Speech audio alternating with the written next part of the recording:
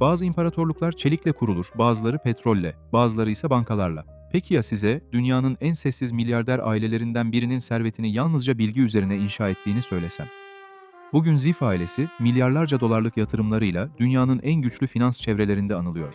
Ancak bu hikaye Wall Street'te başlamadı. Ne bir yatırım fonunda ne de Silikon Vadisi'nde. Her şey yaklaşık bir asır önce küçük bir yayıncılık ofisinde başladı.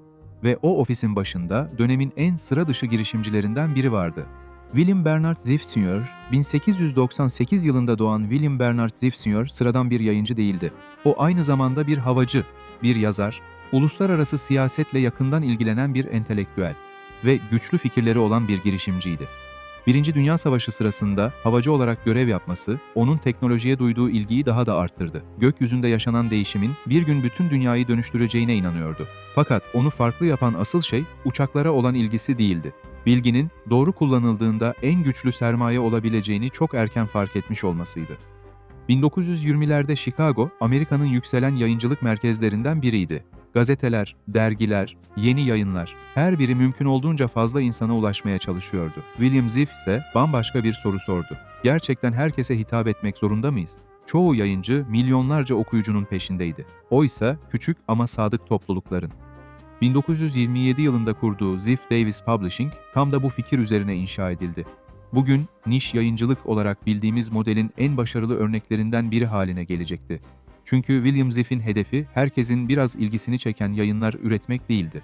Belirli bir alanda insanların ilk başvurduğu kaynak olmaktı. Bir havacılık tutkunu, bir radyo meraklısı ya da yeni teknolojileri yakından takip eden biri. Eğer bu insanların güvenini kazanırsanız yalnızca bir dergi satmazsınız, o alanın otoritesi olursunuz ve reklam verenler için böyle bir kitle milyonlarca ilgisiz okuyucudan çok daha değerliydi.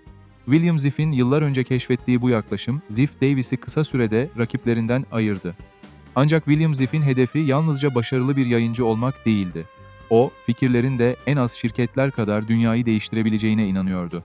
1930'lu yıllarda yayıncılık faaliyetlerini büyütürken uluslararası siyasetle de yakından ilgilenmeye başladı. 1938 yılında yayımladığı The Rape of Palestine adlı kitabında dönemin İngiliz-Filistin politikasını sert şekilde eleştirdi ve Filistin'de bir Yahudi devletinin kurulmasını savundu. Kitap, dönemin siyasi çevrelerinde geniş yankı uyandırdı. William Ziff artık yalnızca başarılı bir yayıncı olarak değil, siyasi görüşleri dikkatle takip edilen bir isim olarak da tanınıyordu. Bu süreçte Washington'daki etkili çevrelerle ilişkileri güçlendi ve Beyaz Saray'a danışmanlık yaptığı dönemler oldu. İşte Ziff ailesinin sonraki kuşaklarında da göreceğimiz önemli bir anlayış bu yıllarda şekillenmeye başladı. Bilgi yalnızca paylaşılacak bir şey değildi. Doğru kullanıldığında stratejik bir güçtü. İkinci Dünya Savaşı yaklaşırken Amerika'da teknolojiye olan ilgi hızla artıyordu. Havacılık, radyo, elektronik. Artık bunlar yalnızca mühendislerin konuştuğu konular değildi. Geleceğin dünyasını belirleyecek alanlardı. Ziff Davis tam da bu dönüşümün merkezinde yer aldı. Popular Aviation ve Radio News kısa sürede kendi alanlarının en güvenilir yayınları arasında gösterilmeye başladı. Fakat William Ziff burada da rakiplerinden farklı düşündü. Bir ürün yalnızca reklam verdiği için dergide yer alamazdı. Önce test edilmeliydi. Bu nedenle şirket bünyesinde test laboratuvarları kuruldu. Uçak parçaları, radyo ekipmanları, yeni geliştirilen teknolojiler inceleniyor, karşılaştırılıyor ve yalnızca belirlenen standartları karşılıyorsa okuyuculara öneriliyordu. Bugün sıradan görünen bu yaklaşım o dönemin yayıncılık dünyasında oldukça yenilikçiydi. Zamanla insanlar yalnızca dergilere değil, Ziff ismine güvenmeye başladı ve bu güven ileride ailenin yatırım dünyasında da kullanacağı en önemli prensibin temelini oluşturdu. Önce analiz et, sonra karar ver. 1953 yılına gelindiğinde Ziff Davis artık Amerika'nın en saygın yayın şirketlerinden biri olmuştu. Fakat tam her şey yolunda giderken beklenmedik bir gelişme yaşandı. William Bernard Ziff Sr. henüz 55 yaşındayken hayatını kaybetti. Şirketin yönetimi yalnızca 23 yaşındaki oğlu William Bernard Ziff Jr.'a kaldı. Üstelik Bill Jr. yayıncılık dünyasında deneyimli biri olarak görülmüyordu. Felsefe eğitimi almış genç bir adamın böylesine büyük bir şirketi yönetemeyeceğini düşünenlerin sayısı oldukça fazlaydı. Kimileri şirketin kısa sürede satılacağını, kimileri ise Ziff Davis'in yükselişinin burada sona erdiğini düşünüyordu. Ancak kimsenin tahmin edemediği bir şey vardı. Bill Ziff Jr., babasının kurduğu yayın imparatorluğunu yalnızca büyütmeyecekti. Onu bilgisayar çağının en etkili medya şirketlerinden birine dönüştürecekti. Ve bu dönüşüm Ziff ailesini, görünmeyen bir yayıncı ailesinden dünyanın en güçlü servetlerinden birine taşıyan yolun gerçek başlangıcı olacaktı. 1953 yılında William Bernard Ziff Sr.'ın beklenmedik ölümü yalnızca bir aileyi değil, Amerika'nın en hızlı büyüyen yayın şirketlerinden birini de belirsizliğin içine sürükledi. Şirketin yeni sahibi henüz 23 yaşındaydı. Üstelik yayıncılık eğitimi almamıştı. Heidelberg Üniversitesi'nde felsefe okumuş. Vaktini Platon ve Kant üzerine düşünerek geçirmiş genç bir öğrenciydi. Onun adı William Bernard Ziff Jr.'dı. Sektörde pek çok kişi aynı şeyi söylüyordu. Bu şirket uzun süre ayakta kalamaz. Kimileri Ziff Davis'in kısa süre içinde satılacağını düşünüyor. Kimileri ise şirketin parça parça elden çıkarılacağını konuşuyordu. Fakat Bill Ziff Jr. herkesi şaşırtacaktı. Çünkü babasından yalnızca bir şirket devralmamıştı. Bilginin nasıl güç üretileceğini de öğrenmişti. Bill Ziff Jr. şirketi devraldıktan sonra babasının en önemli fikrini korudu. Ancak onu bambaşka bir seviyeye taşıdı. William Ziff Sr. doğru okuyucuya ulaşmayı hedeflemişti. Bill Jr. ise bunun yeterli olmadığını düşünüyordu. Artık amaç yalnızca bilgi vermek değildi. Bilginin standartlarını belirlemekti. Bir başka deyişle, dergilerin sektörü takip etmesini değil, sektörün dergileri takip etmesini istiyordu. 1950'lerin sonundan itibaren otomobil, kayak, fotoğrafçılık, elektronik ve yükselen teknoloji sektöründe peş peşe yeni yayınlar satın aldı ya da geliştirdi. Her biri kendi alanında referans kabul edilen yayınlara dönüşmeye başladı. Ziff Davis artık yalnızca bir yayın şirketi değildi. Farklı sektörlerde otorite üreten bir bilgi ağı haline geliyordu. 1980'lere gelindiğinde dünya yeni bir devrimin eşiğindeydi. Sanayi devriminden sonra belki de en büyük teknolojik dönüşüm başlıyordu. Kişisel bilgisayar çağı, IBM, Microsoft, Apple, yüzlerce yeni donanım ve yazılım üreticisi, pazar her gün biraz daha büyüyordu. Fakat büyük bir sorun vardı. İnsanlar hangi bilgisayarı satın alacaklarını bilmiyordu. Hangi yazılım daha iyiydi, hangi monitör güvenilirdi, hangi işlemci gerçekten vaat ettiği performansı sunuyordu? Tam da bu noktada Bill Ziff Jr. rakiplerinin göremediği fırsatı gördü. Asıl ürün bilgisayar değildi. Asıl ürün güvendiğiniz bilgiydi. Ziff Davis, PC Magazine, PC Week ve MacUser gibi yayınlarla bilgisayar dünyasının tam merkezine yerleşti. Ancak şirketi rakiplerinden ayıran şey yalnızca çıkardığı dergiler değildi. Bill Ziff Jr. milyonlarca dolarlık yatırımla dev test laboratuvarları kurdu. Yeni çıkan bilgisayarlar, yazılımlar, donanımlar günlerce test ediliyor, karşılaştırılıyor ve ayrıntılı analizlerden geçiriliyordu. Bir ürünün PC Magazine tarafından verilen Editor's Choice ödülünü kazanması yalnızca prestij anlamına gelmiyordu. Çoğu zaman satış rakamlarını doğrudan etkiliyordu. Çünkü insanlar reklamlara değil, Ziff'in testlerine güveniyordu. Kısa süre içinde teknoloji şirketleri için en önemli soru şuydu: ürünümüz Ziff laboratuvarlarından geçebilecek mi? Bill Ziff Jr. artık yalnızca dergi yayınlamıyordu. Teknoloji sektörünün güven mekanizmasını yönetiyordu. Bu durum reklam pazarını da tamamen değiştirdi. Teknoloji şirketleri Ziff Davis dergilerinde yer alabilmek için yoğun rekabet içine girdi. Dergiler her geçen yıl daha da büyüyordu. Bazı sayılar 500 hatta 600 sayfaya ulaşıyordu. Yüzlerce sayfalık reklamlar, incelemeler, karşılaştırmalar ve teknik analizler. Rakip yayınlar bu hacimle rekabet etmekte zorlanıyordu. Ziff Davis yalnızca okuyucuların dikkatini kazanmıyordu. Raflardaki görünürlüğü de kontrol etmeye başlıyordu. Bill Ziff Jr. medyanın yalnızca haber veren bir sektör olmadığını kanıtlamıştı. Doğru kullanıldığında medya bir pazarı şekillendirebilecek kadar güçlüydü. 1990'ların başına gelindiğinde Ziff Davis tarihinin en parlak dönemini yaşıyordu. Şirket son derece karlıydı. Teknoloji dünyasında etkisi hiç olmadığı kadar büyüktü.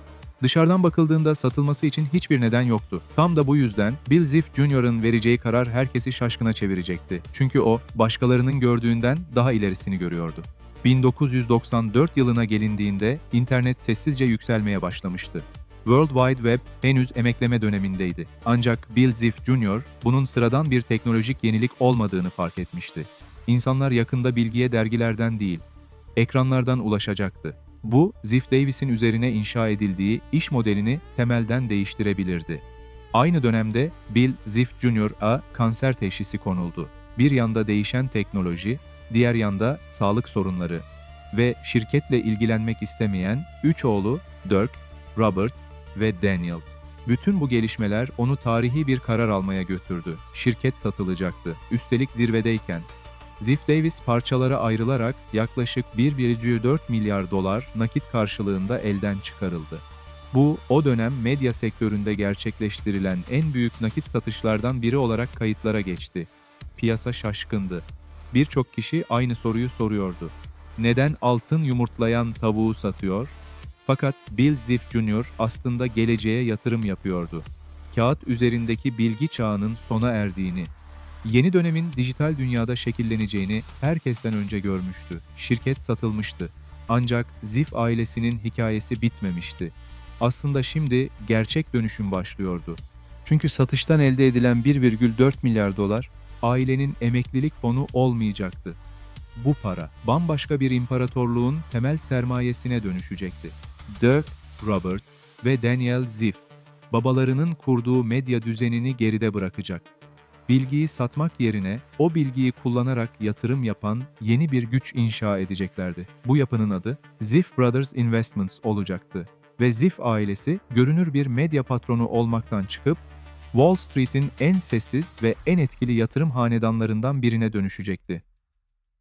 1994 yılında Ziff Davis satıldığında ailenin kasasına yaklaşık 1,4 milyar dolar girdi. Birçok kişi aynı şeyi düşündü. Artık emekli olurlar. Sonuçta ellerinde hayatlarının sonuna kadar yetecek kadar büyük bir servet vardı. Fakat Ziff, kardeşlerin aklında bambaşka bir plan vardı. Çünkü onlar için bu para bir varış noktası değil, yeni bir başlangıçtı. Dirk, Robert ve Daniel Ziff, babalarının kurduğu medya imparatorluğunu geride bırakırken kendilerine tek bir kural koydular.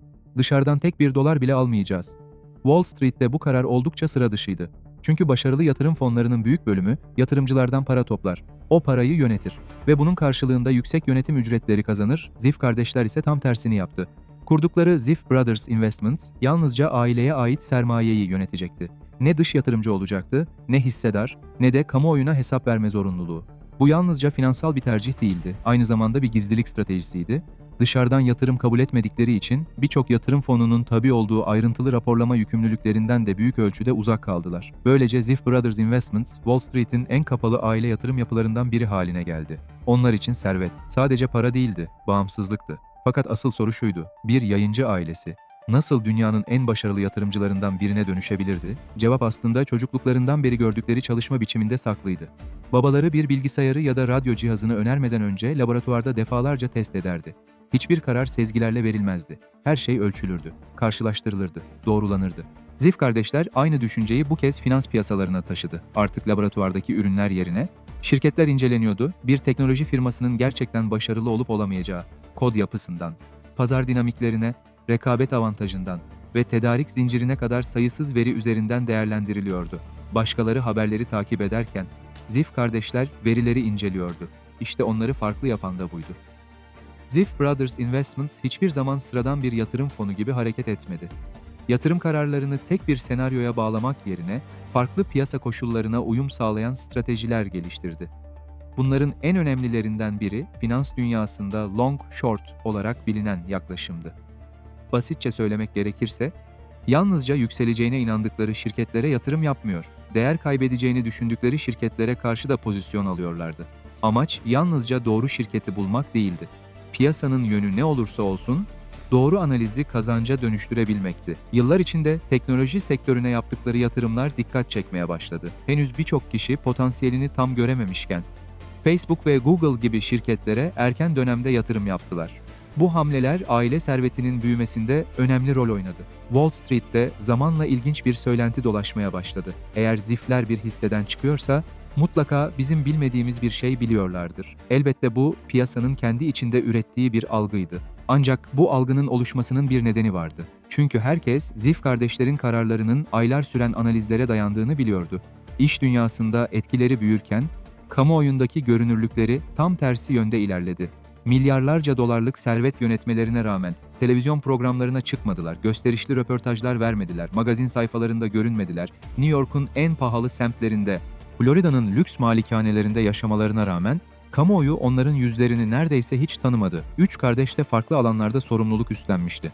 Dirk Ziff daha çok stratejik kararlarla ilgileniyordu. Robert Ziff, hukuk eğitiminin de etkisiyle yapının hukuki ve kurumsal tarafına odaklandı. Daniel Ziff ise özellikle teknoloji yatırımlarında daha aktif rol üstlendi. Birçok varlıklı aile, kuşak değişiminde iç çatışmalar yaşarken, Ziff kardeşler uzun yıllar boyunca birlikte çalışmayı sürdürdü. Bu uyum, ailenin en büyük avantajlarından biri haline geldi. Ancak tamamen dış dünyadan kopmuş da değillerdi. Ziff ailesinin en dikkat çekici finansal ortaklıklarından biri, yatırımcı Daniel Osh ile kurdukları ilişkiydi. 1994 yılında Daniel Ok'un kurduğu Ok Ziff Capital Management için başlangıç sermayesini sağlayan en önemli isimlerden biri Ziff ailesiydi. Bu ortaklık sayesinde aile sermayesi, Afrika'daki maden projelerinden, Asya'daki teknoloji yatırımlarına kadar çok geniş bir coğrafyada değerlendirilmeye başlandı. Ok Ziff büyüyerek dünyanın en büyük hedge fonlarından biri haline gelirken, Ziff kardeşler yine perde arkasında kalmayı tercih etti. Kamuoyu çoğu zaman fonun yöneticisini tanıyordu, ancak arkasındaki sermayenin önemli bölümünün Ziff ailesinden geldiğini çok daha az kişi biliyordu. 2014 yılına gelindiğinde aile servetinin 15 milyar doların üzerine çıktığı tahmin ediliyordu. Artık Ziff Brothers Investments ilk kurulduğu günkü yapıdan çok daha büyüktü. Fakat kardeşler bu kez farklı bir karar aldı. Operasyonel yapıyı küçültmeye başladılar. Fonun ana kadrosu yeniden düzenlendi. Yatırımların önemli bölümü daha pasif stratejilere ve doğrudan girişim sermayesi yatırımlarına yönlendirildi. Bu karar, agresif büyüme döneminin sona erdiğini gösteriyordu.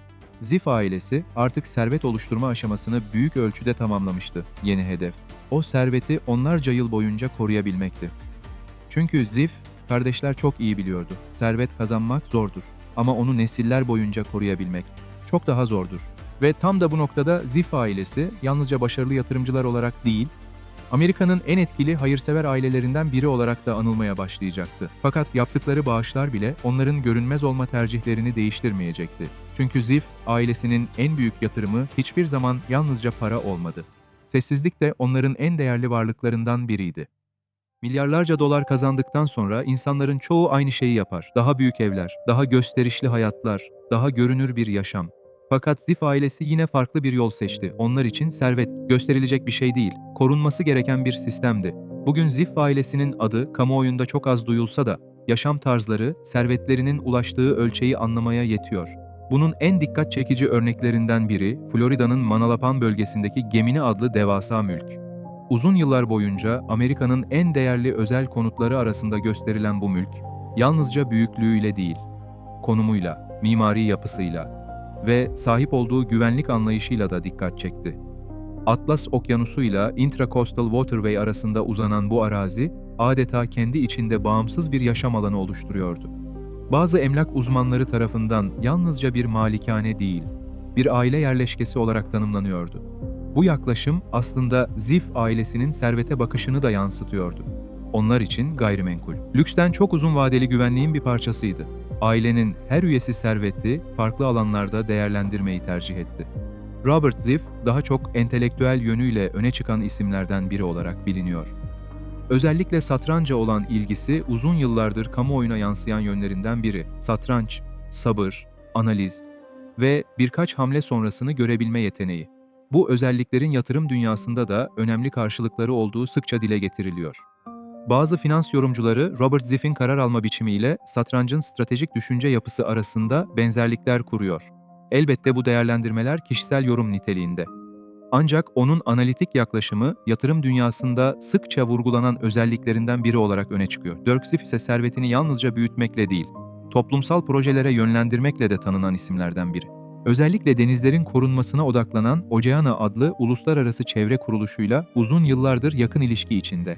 Yönetim kurulunda görev alması ve yaptığı bağışlar onu kuruluşun öne çıkan destekçileri arasına yerleştiriyor. Finans çevrelerinde zaman zaman şu yorum yapılır: Bill Ziff'in tutkusu gökyüzüydü. Dirk Ziff ise aynı kararlılığı okyanuslara taşıdı. Bu elbette sembolik bir benzetme. Ancak aile tarihine bakıldığında her kuşağın kendi ilgi alanı üzerinden uzun vadeli etki oluşturmayı hedeflediği görülüyor. En küçük kardeş Daniel Ziff ise kamuoyu önünde belki de en az görünen isim. Teknoloji yatırımlarına olan ilgisiyle tanınıyor. Özellikle girişim sermayesi alanındaki çalışmaları nedeniyle Silikon Vadisi'ndeki birçok gelişmeyi yakından takip ettiği biliniyor. Sanat ve müzik dünyasına ilgi duyduğu da çeşitli kaynaklarda yer alıyor. Bunun yanında Daniel Ziff'in bazı sanatçılara ve yaratıcı projelere perde arkasından destek verdiğine yönelik yorumlar da zaman zaman gündeme geliyor. Ancak bu iddiaların önemli bölümü kamuoyuna açık belgelerle doğrulanmış değil. Belki de bu belirsizlik Ziff ailesinin yıllardır sürdürdüğü görünmezlik politikasının doğal bir sonucu. Çünkü aile başarılarının konuşulmasını, kendi isimlerinin ise geri planda kalmasını tercih ediyor gibi görünüyor. Ziff, ailesinin yatırım anlayışını anlamak için 2008 küresel finans krizine bakmak yeterli. Dünya piyasaları sarsılırken, bankalar batıyor, şirketler değer kaybediyor, yatırımcılar panikle varlıklarını satıyordu. Bu dönemde Ziff ailesinin yatırım hamlelerine ilişkin kamuoyuna açık bilgiler oldukça sınırlı. Ancak finans çevrelerinde uzun yıllardır dile getirilen değerlendirmelerden biri, ailenin güçlü likidite pozisyonu sayesinde kriz döneminde önemli fırsatları değerlendirebildiği yönünde. Bu yorumların tamamını doğrulamak mümkün olmasa da, Ziff ailesinin uzun vadeli yatırım disipliniyle hareket ettiği konusunda geniş bir fikir birliği bulunuyor. Wall Street'in eski bir sözü vardır: "Herkes korkarken cesur ol." Ziff ailesinin yatırım yaklaşımı da çoğu zaman bu anlayışla ilişkilendiriliyor. Servet büyüdükçe bir başka konu daha önem kazandı: hayırseverlik. Ziff ailesi yıllar içinde eğitim, bilim, çevre ve kültür alanlarında birçok projeye destek verdi. Siyasi bağış kayıtları incelendiğinde ise dikkat çekici bir ayrıntı ortaya çıkıyor. Aile üyeleri zaman zaman hem demokrat hem de cumhuriyetçi adaylara bağış yaptı. Bu durum birçok gözlemci tarafından ideolojik bağlılıktan çok kurumsal istikrarı önceleyen bir yaklaşım olarak yorumlanıyor. Elbette bu yorumun farklı değerlendirmeleri de mevcut. Ancak Ziff ailesinin kamuoyu önünde belirgin bir siyasi kimlik oluşturmak yerine daha dengeli bir profil izlediği görülüyor. Yıllar boyunca medyadan finansa, finanstan teknolojiye, teknolojiden hayırseverliğe uzanan bu yolculukta değişmeyen tek şey vardı: sessizlik. Ziff ailesi hiçbir zaman dünyanın en görünür milyarderleri olmak istemedi. Onlar için gerçek güç, insanların sizi tanıması değil, kararlarınızın etkisinin hissedilmesiydi. Ve belki de bu yüzden bugün milyarlarca dolarlık servetlerine rağmen isimlerini hala çok az kişi biliyor. Ancak bu sessizliğin ardında 100 yılı aşkın süredir nesilden nesile aktarılan bir strateji yatıyor. Peki şimdi soru şu: bu strateji dijital çağda da aynı başarıyla devam edebilecek mi? Yoksa Ziff hanedanı görünmez kalmayı başardığı son nesil mi olacak? Yaklaşık 100 yıl önce William Bernard Ziff Sr. Chicago'da küçük bir yayın şirketi kurduğunda muhtemelen tek amacı iyi dergiler çıkarmaktı. Aradan geçen bir asırda ise o yayın şirketi dünyanın en sessiz servetlerinden birinin temelini oluşturdu. Bugün Ziff ailesi artık yalnızca eski bir medya hanedanı olarak anılmıyor. Onlar teknolojiden finansa, girişim sermayesinden çevre projelerine kadar uzanan geniş bir yatırım ağıyla faaliyet gösteren, kamuoyu önünde görünmeyi tercih etmeyen ailelerden biri olarak tanınıyor. Fakat asıl dikkat çekici olan şey, yatırım yaptıkları alanlardan çok, yatırım yapma biçimleri. Teknoloji dünyası her geçen yıl değişiyor. Yapay zeka, biyoteknoloji, yeni nesil yazılımlar, veri merkezleri, enerji dönüşümü. Bugünün yatırım gündemini belirleyen alanlar bunlar. Ziff ailesinin güncel yatırımlarının tamamı kamuoyuna açık olmadığı için portföylerinin ayrıntılarını kesin olarak bilmek mümkün değil. Ancak finans çevrelerinde yapılan değerlendirmelerde ailenin teknoloji odaklı yaklaşımını sürdürdüğü ve özellikle uzun vadeli büyüme potansiyeli taşıyan sektörlere ilgi göstermeye devam ettiği sıkça dile getiriliyor. Bu da aslında şaşırtıcı değil. Çünkü Ziff ailesinin bütün tarihi boyunca değişmeyen tek yatırım alanı vardı: bilgi. 1927 yılında bu bilgi dergilerdeydi.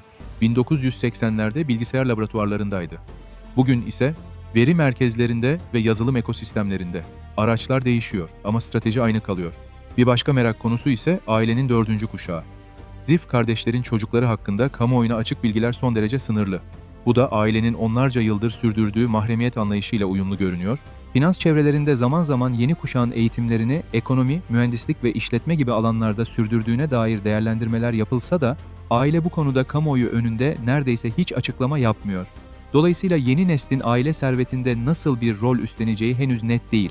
Ancak bugüne kadar yaşananlara bakıldığında Ziff ailesinde soyadının tek başına yeterli olmadığı açıkça görülüyor. Her kuşak kendi döneminin koşullarına uyum sağlayarak aile mirasını devam ettirdi. Bu geleneğin gelecekte de sürmesi beklenebilir. Ziff ailesinin hikayesi aynı zamanda modern kapitalizmin değişen yüzünü de anlatıyor. Bir zamanlar zenginlik büyük fabrikalarla ölçülüyordu. Sonra petrol kuyularıyla, ardından gökdelenlerle. Bugünse dünyanın en büyük servetlerinden bazıları hiç görünmeden yönetiliyor. Son yıllarda sıkça konuşulan sessiz lüks anlayışı yalnızca tüketim alışkanlıklarını değil, bazı büyük servetlerin yaşam biçimini de tanımlıyor. Ziff ailesi bunun en dikkat çekici örneklerinden biri olarak gösteriliyor. Gösteriş yerine gizlilik, kısa vadeli kazanç yerine uzun vadeli strateji, reklam yerine itibar, belki de onları farklı yapan tam olarak buydu. Peki bu 100 yıllık hikayeden geriye ne kalıyor? Belki de 4 temel ders. İlki, uzmanlaşmak.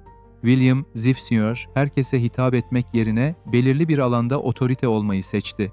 Bu yaklaşım ailenin bütün yatırım anlayışının temelini oluşturdu. İkincisi, zamanlamanın değeri.